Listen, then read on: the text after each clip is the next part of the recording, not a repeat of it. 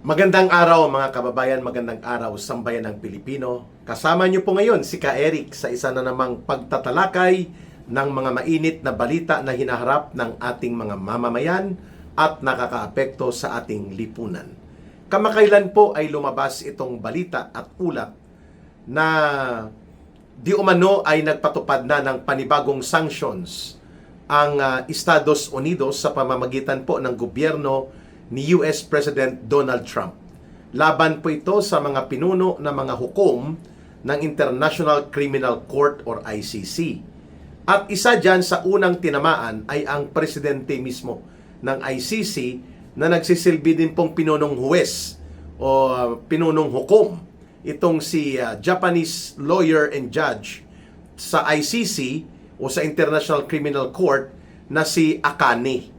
Ang spelling po ng kanyang pangalan, A-K-A-N-E. Akane. Japanese lawyer po ito at nagsisilbing presidente ng International Criminal Court. At ngayon nga, nakita natin ang desisyon ng Estados Unidos ay bawal siyang makapasok o makapag-travel papunta o makapasok sa anumang teritoryo na sakop ng Estados Unidos ng Amerika. Travel ban, no? Na hindi siya papayagan na makabisita o maging turista o maimbitahan man sa angmang bahagi ng Estados Unidos. Pangalawa ay declared siyang undesirable alien sa mga embahada ng Estados Unidos. Nasa watchlist at the same time blacklisted itong si Akane dahil siya ang pinuno ng ICC. Pangatlo, ang kanyang mga financial and other investment or any economic interest na mayroon po sa sakop ng Estados Unidos, kansilado din po ito. Naka-freeze order. Wow! Talagang tinutuunan ni US President Donald Trump ang binanggit nila noon ng inihayag ng kanyang US State Department Secretary Marco Rubio na they are going to dismantle the ICC brick by brick, no? Ibig sabihin at every instance, at every available opportunity, dudurugin nila Donald Trump at ng gobyerno ng Amerika ang existence ng ICC. Alam po natin na very influential pa rin po at makapangyarihan ang bansang Amerika, that they can wield influence even outside their own territory. At maraming mga bansa ang kaya nitong hikayatin na mag-pull out at magpatigil ng mga pundo na inilalagak or inilalaan nila para tulungan ang operational and administrative requirements ng ICC. So kung matatanggal ang mga pundong ito na ibinibigay ng mga bansa bilang contribution nila sa pagiging bahagi ng ICC, talagang mapaparalisa po ang operations as well as administration ng ICC. Malaking bagay po ang epekto niyan, mga kababayan. Kaya naman nakikita natin kung papaano ang influence na ito ni Donald Trump sa mga bansa ay nakaapekto din po sa diskarte ni Marcos Jr. na gamitin ang ICC, lalo na itong mga illegal na mga pagpapatupad ng arrest orders ng ICC laban kay Senator Bato de la Rosa. Sa ating natatandaan po, mayroong inilabas na confidential arrest orders ang ICC na kinumpirma. Una, ilabas po ito, na ibahagi ito ni Trillanes at ang big mouth din ng CPP, NPA, NDF na kanilang NUPL lawyer na si Cristina Conte. Ina-identify nila in some previous interviews na ang mayroong confidential arrest orders na ay sila Senator Bato de la Rosa, Senator Bongo, si dating DOJ Secretary Vitaliano Aguirre, si General Vic Danao, si General Oscar Albayalde, at pati po si former NBI Director Giran. So ngayon, nagdahan-dahan si Marcos. Nag-alangan po siya na itulak ng todo ang illegal na mga pakikipagkuntsabahan niya sa ICC para gamitin sa kanyang maruming laro ng politika sa Pilipinas. Bakit? Dahil nag-aalangan si Marcos na malalaman ni Donald Trump at ng kanyang gobyerno na nakikipagkuntsabahan at nakikipaglambotsingan itong si Marcos sa ICC para magkaroon ng advantage siya laban sa kanyang mga kaaway sa politika, the way inatake niya si former President Rodrigo Duterte. Illegal na pinadukot at pinakulong sa ICC, at kung gagawin pa rin niya ni Marcos Jr. in spite na mayroon ng deklarasyon si US President Donald Trump at ginagawa na nga ni Donald Trump ang pagdurog sa ICC, ay malilintikan itong si Marcos kay Donald Trump, no? Kaya todo iwas muna. Medyo pakalma at pasimplihan ang pagpapatupad nitong mga arrest orders na inilabas ng ICC laban sa mga dating opisyal na naglingkod during the time of former President Rodrigo Duterte. No, naduwag si Marcos, umurong ang bayag. Tumiklop sila nila Boying Rimulya, nila John Vic Rimulya, nila Matibag, dahil alam po nila na kapag ipinagpatuloy nila ang pakikipagsabwatan at ang kanilang maanomalya na kontsabahan sa ICC, pwedeng masanksyon po ng Estados Unidos at ng gobyerno ni Donald Trump si Bongbong Marcos Jr. at ang Pilipinas. Alam po natin na may mga mahigit kumulang ay mga nasa $500 million pa ang mga ill-gotten wealth nila Marcos na nasa naka-freeze order sa isang korte sa Estados Unidos. At ninanais ito na nila Marcos, lalo na ni Bongbong Marcos at ng asawa niya, na ma-recover nila ang mahigit $500 million na ito. Kaya naman po, nung panahon ni Biden, todo sip-sip at nangangayo pa ito si Marcos doon kay Joe Biden. Pero nang si Donald Trump na at naging malinaw ang direksyon ni Donald Trump na kanyang lalansagin, tututulan niya ang pananatili ng sindikato, pakialamero at mga bogus na mga ginagawa ng ICC, lalo pa na bumabangga ito sa interes ng Amerika na mangialam din at gumamit ng poder at kapangyarihan. So the ICC has become a fair target now for the US government under Donald Trump. Ito nga, sinanksyon na at diniklara ng undesirable alien, hindi na makapag-travel o hindi na makakapasok pa sa anumang bahagi ng Estados Unidos o teritoryo nito, itong si ICC President Akani. Kaya biglang umurong ang mga balahibo at bayag ni Marcos, pati ng mga tauhan niya, at hindi sila makaporma ngayon na gamitin ang ICC the way they were able to do it like an evil operations na ginawa nila laban kay Pangulong Duterte sa maskara ng ICC na mga arrest order di umano. At ngayon, napornada naman ang kanilang diskarte upang gamitin ang naturang bogus at questionable na mga ICC orders na ito. Ayan.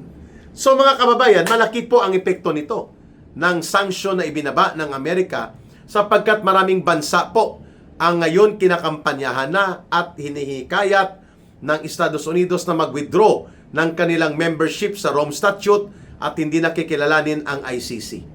Kapag itinodo po ito ng Amerika, at lalo pa po ang panawagan nito na wag nang mag-ambag at magbigay ng anumang kontribusyon sa ICC, lalo po na maapektuhan ang katayuan ng International Criminal Court kung gumalaw pa at lalo pang lumawak ang mga hakbang ng Estados Unidos through the government of Donald Trump na iipitin na talaga ang ICC. Alam naman natin mga kababayan na ang ICC ay nakikialam po ito. Politika po ito ng mga makapangyarihang bansa sa Europa at ginagamit ito para mangialam, manulsol o kaya ay bulabugin ang mga bansa at mga leaders nito na hindi po sumasang-ayon sa mga pang-ekonomiya na interes ng Europa. Kaya ang ICC, instead na ito ay maging baluarte at balon ng katarungan para sa totoong mga paglabag sa mga karapatang pantao at iba pa na mga batas patungkol sa international humanitarian law, ang ICC ay na-reduce into becoming as a political instrument in collusion and in conspiracy sa mga bansa po na kagaya ng Pilipinas, nagbigay ng 100 million pesos. Initial revelation lang po ito ng mga former security detail kay Saldico. Nagbigay sila ng 100 million pesos or kulang-kulang mga kababayan, $2 million dito sa ICC Panel of Investigators sa panahon po na nangingialam sila ng illegal sa pangloob na usapin ng ating bansa. Wow! $2 million. Ngayon, ito ay ibinunyag ng mga dating Marines, dating sundalo, na ang nag-facilitate nito ay si Boying Rimulya at si Trillanes. Kung maiimbestigahan ito at maipresent ang naturang mga aligasyon at mayroong kaakibat na mga testimonya ng patotoo, maaari pong ito ay maging basis to question the continuing detention and incarceration of former President Rodrigo Duterte, bagamat ang kanyang pagkakakulong ay ibinunga ng isa pang pagkakamali ng pagpapadukot, at malinaw ngayon na pinonduhan, binayaran nila Marcos itong uri ng pagtataksil at mga kabulastugan na operations ng ICC, lalong-lalo na sa kanilang pagsalaula at pagtapak at pagyurak sa soberenya ng ating bansa. Pero hindi rin nila kasi magagawa yun, mga kababayan, kung sila lang at wala si Marcos. Kaya ito ay hindi pa naibulgar sa United Nations na si Marcos Jr. po ang pasimuno ng mga panunuhol na ito upang ang ICC ay gumalaw at magagamit nila Boying Rimulya ng PNP at ng AFP upang illegal na mapapadukot si Pangulong Duterte in the guise of serving and executing the so-called arrest order by the ICC na wala silang maipakita. Nilabag nila ang karapatang pangtao ni Pangulong Duterte at pinagtaksilan pa nila Marcos at ng mga tauhan niya kasabwat ng ICC ang soberenya ng ating bansa. Ipinagkanulo ni Marcos. Traitor, yun ang tawag sa kanya, taksil, traidor, no? Kaya ngayon nagdahan-dahan siya dahil nakita niya seryoso pala talaga si US President Donald Trump para latiguhin at paluhurin at lumpuin ang ICC at mga judges nito, pati ang mga panel of prosecutors nila. Dahil ngayon hindi na lamang ang previous na dalawang hukom ang sinanksyon ng US as undesirable alien and they are banned na hindi na sila makakapasok pa sa anumang teritoryo na kontrolado ng Amerika o sakop ng aktual na teritoryo ng Estados Unidos ng Amerika. Ayun.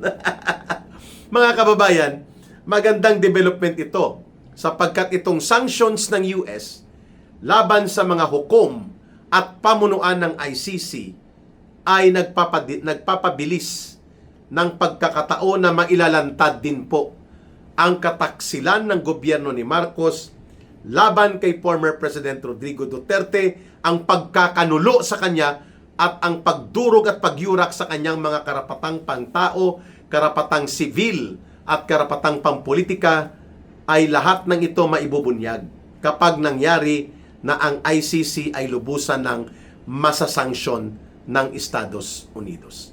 Ayan. Bantayan po natin, mga kababayan, itong balita na ito sapagkat hindi lamang undesirable alien itong ICC President na si Akani. Siya mismo po ay tinarget na rin na ang kanyang mga ari-arian, investment, economic, financial, and other interest na nasasakupan po sa teritoryo ng Estados Unidos o sa mga bansa na kaalyado ng Estados Unidos, ngayon ay hinahabol na rin po ang naturang mga assets na ito. Mantakin po ninyo, nagpasuhol sila sa gobyerno ni Marcos ng $2 million. Roughly, mga mahigit kumulang 100 million pesos po ang ginamit na panunuhol nila Marcos para magkaroon ng pagkakataon na ang ICC ay muling makialam sa pangloob na usapin ng Pilipinas. Ayan. So nakita natin na ang pattern talaga ni Donald Trump, mga kababayan, ay talagang paluhurin, lumpuin at kung hindi man madismantle, ay maging lame duck o walang silbi ang ICC, lalong-lalo na kung ang pag-uusapan ay ang pangingialam nito sa mga kampanya ng Amerika laban sa circles of terrorism. So ayaw ng Amerika talaga isubmit ang anuman o sinuman sa kanyang mga mamamayan, sa kanyang mga sundalo, sa kanyang mga public officials o government officials. Hindi pinapayagan ng Amerika off touch ang ICC sa kanila. Samantalang dito sa atin, hindi na po tayo miyembro ng ICC. Since March 2019, itong kulukoy na si Marcos Jr., ginamit pa ang ICC at ang illegal na arrest order laban kay Pangulong Duterte lamang masunod ang kapritsyo ni Marcos at ng mga tauhan nila na mapapalayas nila physically si former President Duterte sa Pilipinas, at dahil takot na takot po sila na magpapatuloy ang influence ni Pangulong Duterte sa malawak na hanay ng mga mamamayang Pilipino. Ilalo lamang pong sumikat at lalo lamang minahal at tinahanap ng taong bayan ang Duterte brand of leadership sa ginawa po na karumal-dumal na pagtataksil ni Marcos laban kay former President Rodrigo Duterte at sa soberenya ng ating bansa. Maraming salamat at abangan po natin, mga kababayan, ano po ang iba pang susunod na hakbang ni US President Donald Trump at ng gobyerno ng Estados Unidos ng Amerika laban sa pakialamero at ala sindikato na style ng operations na ito ng ICC ngayong nagsimula na ang direct sanctions ng Estados Unidos laban sa pinuno at presidente mismo ng ICC. Ano po ang kahihinatnan nito sa mga kasong kinakaharap ni former President Rodrigo Duterte? Abangan po ang karagdagang mga talakayan at mainit na mga balita na ating pinapaliwanag dito sa Ka Eric Celis YouTube channel. Mahalin po natin ang bansang Pilipinas. Walang ibang magmamahal nito kundi tayo ring mga Pilipino. Sa nagtatanong kung paano kayo makakatulong kay Ka Eric sa mga kaso, piyansa, at pati po sa ating mga abogado, you may also send whatever support that you wish, that you would like to share with Ka Eric. Ang numero ko po na ginagamit ay 0956 582 0764. GCash line na rin po yan. Uulitin ko lang, 0956 582 0764. You may arrange also kung paano tayo mag-ariglo ng mga suporta na nais ninyong ipaabot, or you can send GCash dyan po sa numero na yan. Bye for now. Mabuhay! Ito po si Ka Eric and maraming salamat muli.